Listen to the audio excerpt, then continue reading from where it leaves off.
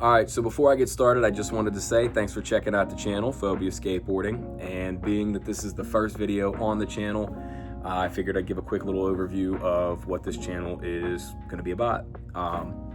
This channel is going to be solely dedicated to the love of skateboarding. See where skateboarding can lead to, what adventure this could be. Whether it's footage I get, clips, content for new and old riders, whether you are a lifelong skater or you're just getting into it, I hope you enjoy. So, yeah. I'm not going to be an influencer, though. I'm not going to be like a, what's up, guys? Back again today, and no. I'd sooner put a shoe on backwards and kick my own ass before I started talking like that. I'm not going to be like that. I'll interact with yins and stuff, but again, this is going to be like pure skateboarding content, not, that kind of, no. So don't worry. But anyway, now that I rambled on for the first 90 seconds just about of my very first video, on a great start already, we'll get into what the video is about. Setting up a skateboard from start to finish. Not that difficult, not that complex, and really not a lot of components to it. The whole thing with that setup madness that you might hear about, you might develop that as you get further in your progression and feeling little differences and things. But this is to sift through all the noise, because if you go online and say, what size skateboard should I buy? They're gonna have guides on your shoe size, your height, your weight, your age, your gender. It's not bad, because it might give you a place maybe to start at and think about, kind of where you want to go from there. But at the end of the day, there is no perfect setup. There is no right or wrong size. It's what feels good under your feet. For example, I'm a size 11 shoe, I'm 5'10", and I just went from an 8.5 to a 9. So this is a pretty wide board. But I don't know, I kick hard. It feels like I have more control over my kick flips, just having more surface area. But yeah, we'll get into what goes into setup. So first thing you're gonna do is you're gonna pick your deck, and then from there, you're gonna pick, trucks, wheels, bearings, grip, and hardware. As far as decks go, wider decks are more so for stability, or if you're maybe a bigger guy, or you're doing flip tricks and they feel like they're just flipping too fast for you, or you want to skate like transition, vert, your carbon bowls, things like that. You'll have more stability on a wider board. If you are solely about like maybe freestyle tricks and flip tricks and like techie kind of stuff, then you're gonna want maybe a narrower board to start, because you're gonna have an easier time flipping it. My recommendation, if you've never stood on a skateboard before and you want to get into it, is if you live near a local shop, or you have some friends, or anybody that skates, stand on their setup. You go to a local shop, owner's probably going to have a board there, and I'm sure you'll be allowed to stand on it to see how it feels under your feet. The most common sizes nowadays are pretty much between 8 and 8.5. You'll still now and then maybe see someone on like a 7.5 or a 7.75, but for the most part, 8 to 8.5 is pretty standard as far as how common. And then there's dudes that are on 8.75s and 9s, and probably like I think 9.5. There's a lot of sizes, so don't try not to get too wrapped up in what size.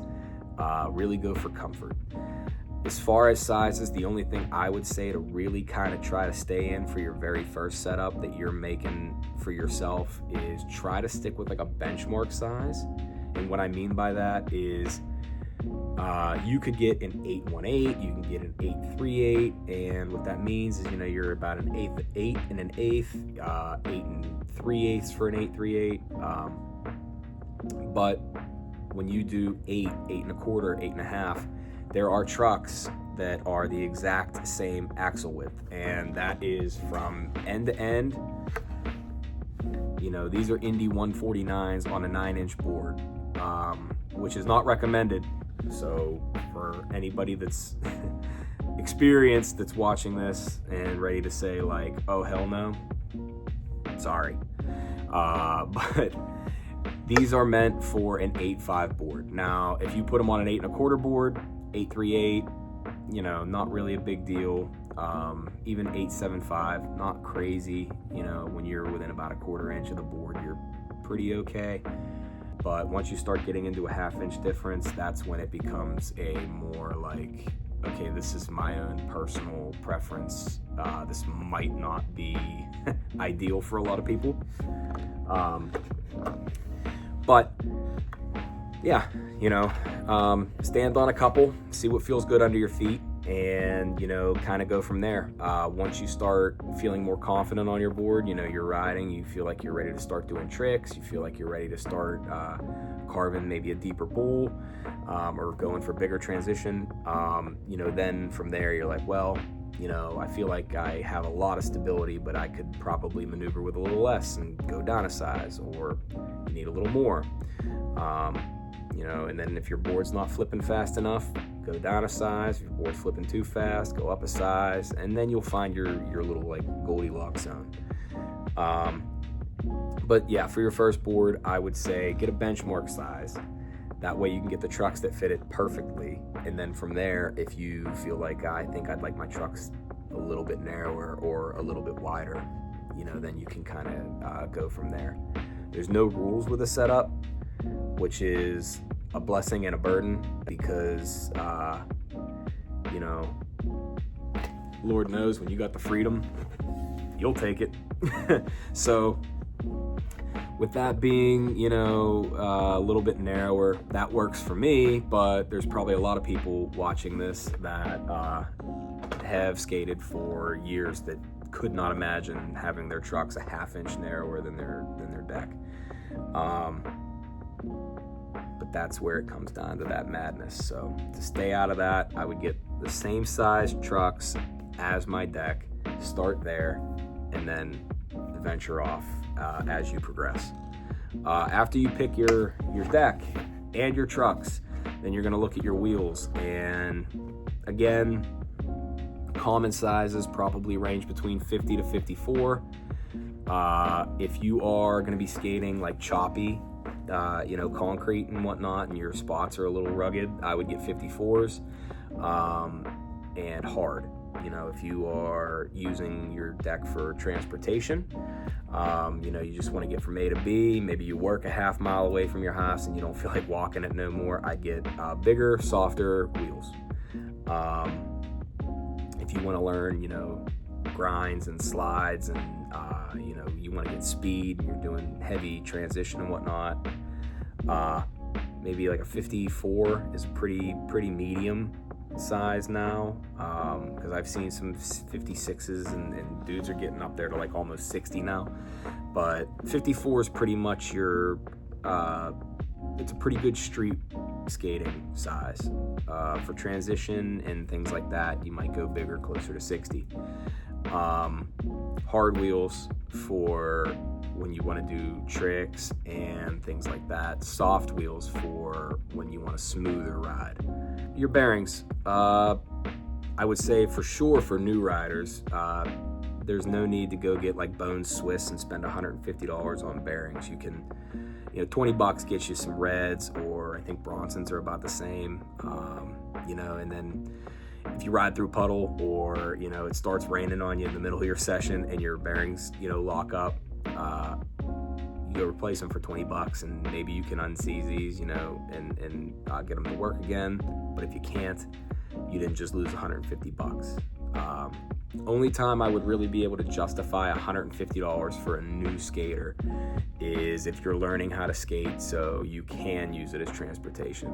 Because if you have the, you know, the bigger, softer wheels and good bearings, you're gonna have a really smooth ride, for, you know, the most part, as smooth as you can. And you know, that vibration in your feet isn't gonna be there because the wheels are nice and soft. So it'll kind of minimize that. And then from there, your hardware and your grip.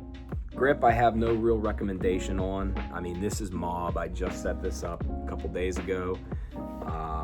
I didn't even get to do anything on it. I did one ollie and one kickflip on this just to kind of see how it feels, because I just stepped up to the 9. But, you know, as far as grip, Jessup, Mob, Grizzly, Shake Junt, you know, you pretty much go any skate store, even the ones in the mall, they'll all have, you know, pretty good grip that you can throw on. I think grip tape and hardware are the least important things on my setup for me. I could skate Jessup, I could skate Mob. The only thing that is an absolute must for me with grip tape is it has to be solid, no lines. I don't like lines, I don't like graphics. I like the most vanilla grip job you will ever see on a skateboard is mine.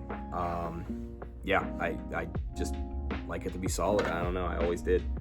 And then hardware, I wouldn't really get into getting riser pads. You know, that's like a little spacer between your truck and your deck. I wouldn't get into all that. I would probably just stick with, you know, 1 inch or 7/8. You can get Phillips, you can get Allen, you can get colored hardware, silver, gold, black, you know, whatever.